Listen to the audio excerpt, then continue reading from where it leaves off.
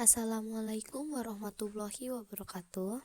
Perkenalkan, saya Fadila Ludia Ramawati dengan NIM 201520120181, Prodi BKI Fakultas Dakwah UIN SMH Banten. Tujuan membuat video ini untuk memenuhi tugas ujian tengah semester dengan mata kuliah Pengantar Psikologi, dosen Ibu Raudah Zaimah Dailimut MPD. Di sini saya akan menjelaskan sedikit tentang teori psikologi Gestalt.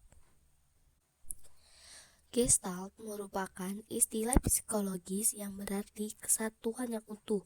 Teori Gestalt menjelaskan proses penyatuan dan pengorganisasian komponen-komponen yang berbeda sehingga membentuk visual atau pola yang memiliki unsur kemiripan dan menjadi kesatuan.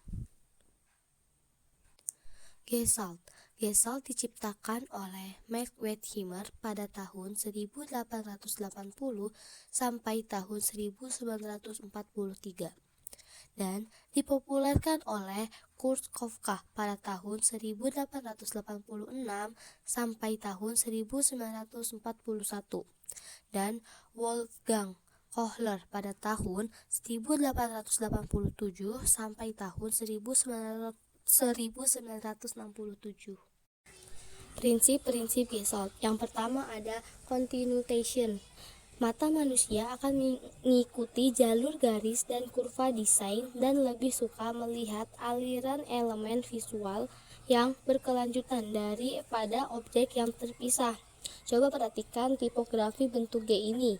Dilihat tipografi bentuk gambar mangga di sana, itu kan terpisah dari tipografi. Tapi kan kita mempersepsikan itu sebagai satu hal yang menyambung karena ada flow-nya, karena ada arusnya, maka kita ini bukan sebagai tipografi dan komponen mangga, tapi sebagai satu kesatuan huruf G.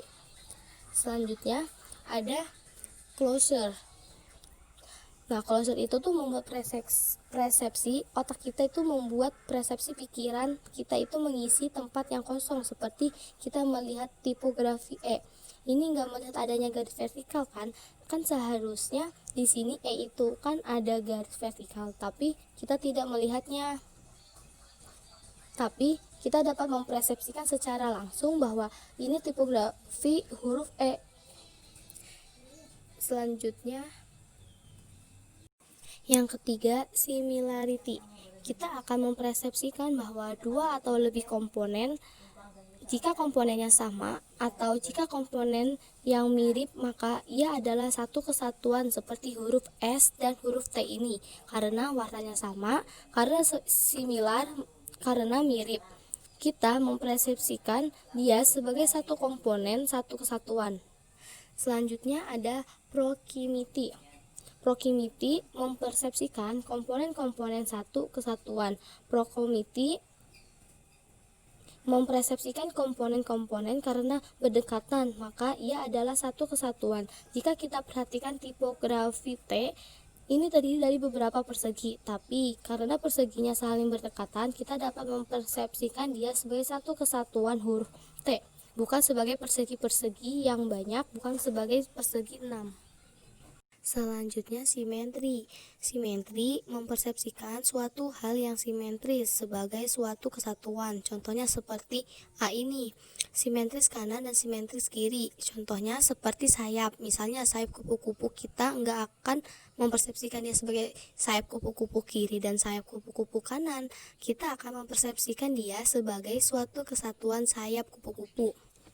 Selanjutnya, Figurun and Groove mempersepsikan ketika kita berfokus pada figurnya, kita akan memiliki persepsi berbeda. Persepsi tertentu ketika kita berfokus pada groundnya atau latarnya, kita akan mempersepsikan hal yang berbeda walaupun masih satu gambar yang sama.